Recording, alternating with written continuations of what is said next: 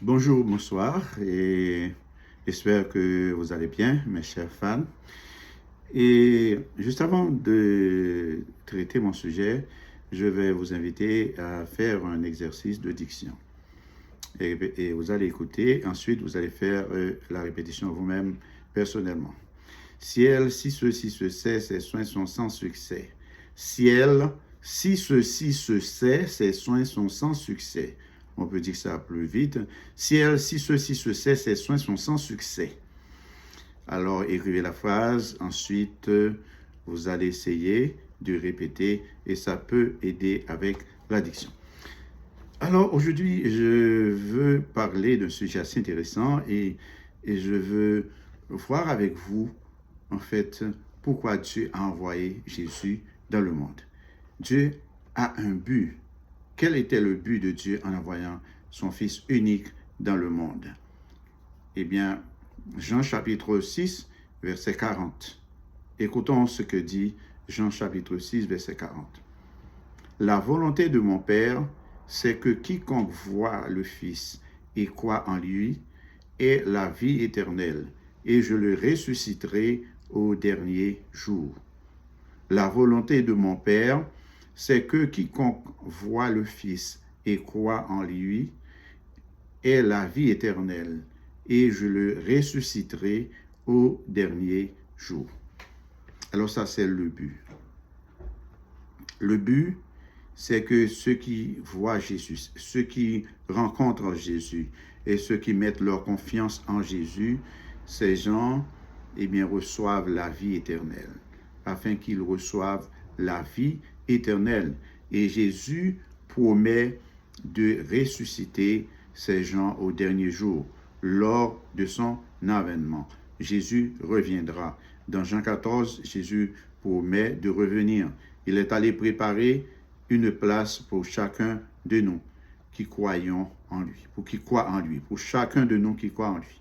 Alors quand il reviendra, eh bien, quand la place sera disponible, Jésus fera appel, eh bien, à cette personne.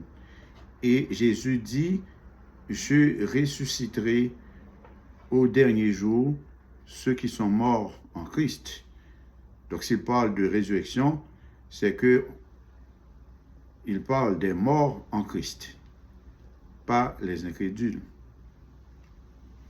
Maintenant, nous parlons, rappelez-vous, de la volonté de Dieu en envoyant son Fils dans le monde. Donc, il y a quelques vérités que nous allons que nous devons savoir. Donc, le but du Père en envoyant son Fils dans le monde. J'aimerais bien que vous notez ça. Le but du Père en envoyant son Fils dans le monde.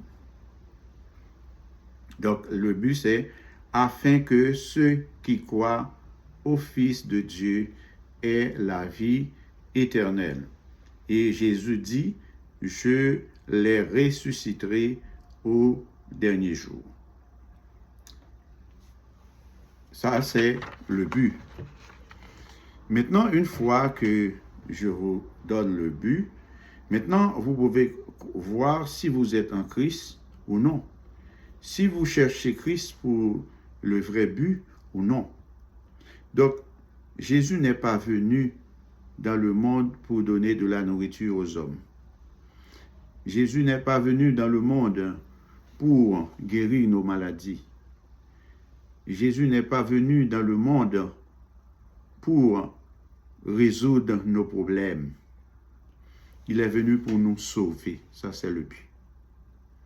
Mais comme le salut est un package, quand on reçoit Jésus, on reçoit des surplus.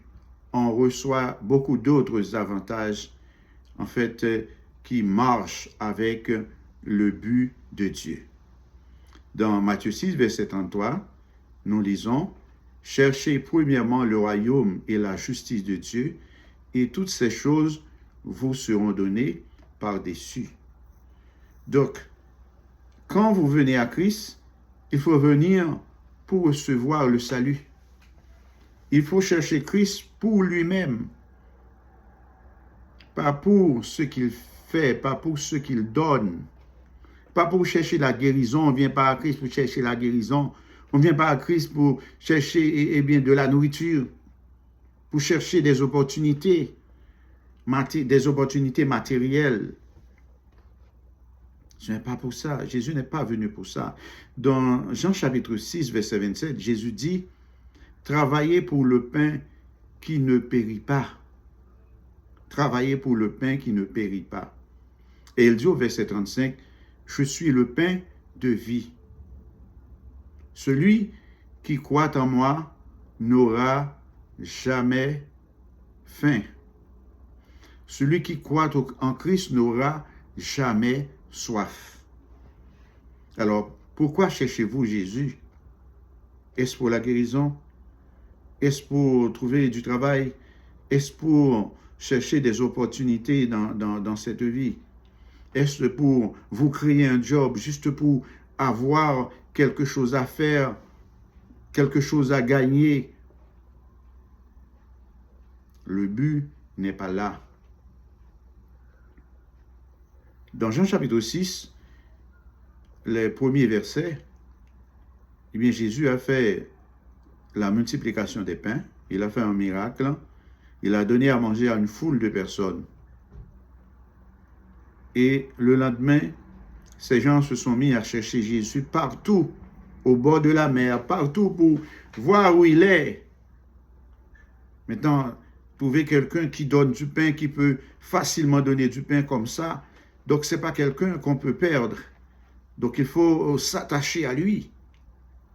Donc les gens cherchaient Jésus partout, juste pour du pain. Et Jésus savait que ces gens allaient le faire voir, et ces gens voulaient le chercher, eh bien pour le mettre en position de chef. Mais Jésus s'est retiré seul de la montagne. Même les disciples n'étaient pas avec lui, juste pour reposer son esprit et retrouver, en effet, un peu de tranquillité. Parce que Jésus était un peu troublé en lui-même pour voir comment les gens manquent de foi. Ils n'ont pas besoin de Jésus. Ils ont besoin du pain. Ils n'ont pas besoin de Jésus, ils ont besoin de guérison. Ils n'ont pas besoin de Jésus, ils cherchent quelque chose d'autre. Ils veulent tout sauf Jésus. Et Jésus n'est pas content de ça. Et même les disciples manifestaient un manque de foi aussi, parce que lorsque Jésus leur dit « Donnez-leur du pain vous-même », ils étaient obligés de chercher Jésus et de dire et ils sont nombreux, ils sont ceci, ils sont ceux-là. Dieu n'envoie pas Jésus pour venir pourvoir du pain aux gens. Dieu a tout créé avant la création. Il a donné à l'homme le pouvoir de dompter la terre. Genèse chapitre 1er, verset 28. Dieu a donné à l'homme le pouvoir de dompter la terre, c'est-à-dire de rendre la terre fertile, fructueuse de manière que tout le monde puisse trouver de quoi manger. Jésus n'est pas venu pour ça. Et Dieu lui-même a dit dans Genèse chapitre 3 que l'homme gagnera son pain à la sueur de son front. L'homme doit travailler pour avoir son pain. Jésus peut vous dépanner. Jésus peut vous dépanner pour un moment, pour une situation, pour un événement. Mais vous devez travailler pour gagner du pain. Vous devez travailler, vous devez vous instruire, vous devez vous préparer, vous devez vous éduquer. Vous attendez tout le temps un miracle. Et il y a des gens qui disent « Je vais faire des miracles, venez à une réunion de miracles, venez à une prière de miracles. » C'est faux. Le but, c'est de trouver Jésus. Personne, aucun homme ne peut dire « Moi, je vais faire des miracles. » Même si on a un don de miracle, c'est Dieu qui sait quand il doit faire un miracle, à qui, en effet, peut être destiné un miracle. Dieu le fait comme il veut. Je pense que les gens créent de la popularité en essayant, en fait, de montrer aux gens qu'ils peuvent faire des guérisons, qu'ils peuvent guérir, qu'ils peuvent faire ceci, faire cela. Je ne veux pas dire que Jésus ne peut pas vous guérir, ne peut pas faire des miracles. Et Jésus fait ça, tout ça, au moment opportun, pour des raisons bien spécifiques. Parce que quand Jésus donne le pain naturel, il donne le pain spirituel aussi. Celui qui reçoit la guérison physique reçoit aussi la guérison spirituelle.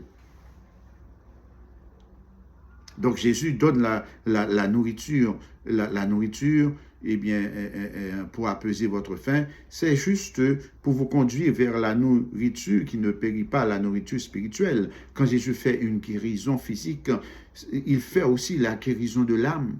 Parce que Jésus insiste d'abord pour vous conduire à chercher la guérison de l'âme. Il vient pour faire la guérison de l'âme. Jésus est un médecin des cœurs brisés. C'est le médecin des cœurs brisés. C'est le médecin des cœurs, eh bien, perdus, des âmes perdues. Il vient pour guérir notre cœur. Il vient pour, en fait, nous préparer et nous faire entrer dans son plan de salut. Dieu a un plan de salut pour le monde, pour l'humanité. Le Fils de Dieu est venu chercher et sauver ceux qui étaient perdus. Ceux qui sont perdus, il y a une place, il y a un moyen. Le sang de Jésus est efficace, suffisamment efficace pour effacer tous vos péchés. Quel que soit le péché, le sang de Christ l'efface.